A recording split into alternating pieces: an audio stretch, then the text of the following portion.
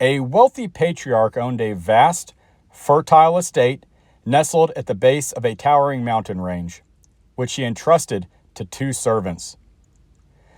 The first servant was diligent and deeply respected the master. The second was cynical and grew comfortable in his own routines.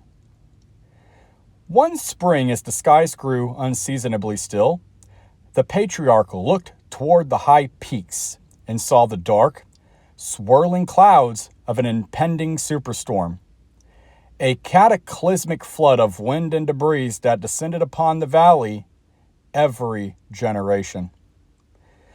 Knowing the danger, the patriarch sent his only son to the estate with an urgent message. "Leave the lowlands immediately and take refuge in the mountain fortress."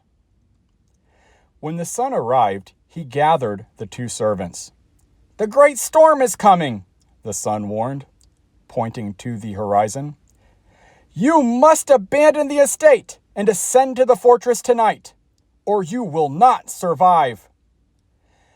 The first servant looked at the sky, and though the day was still calm, he remembered the wisdom of the master.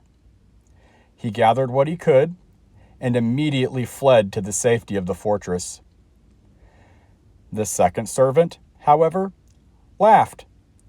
He looked at the gentle breeze and the clear sunset.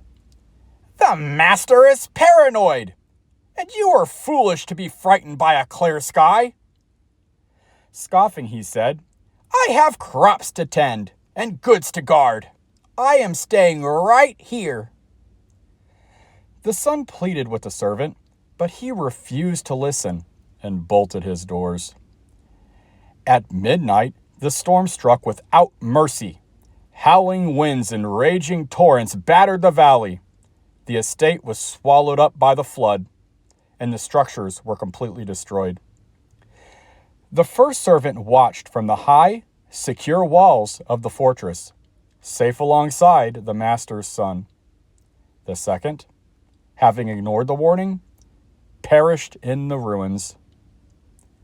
Let me ask you a question. Which servant believed and trusted in the Son? Which of the two did the will of the Father?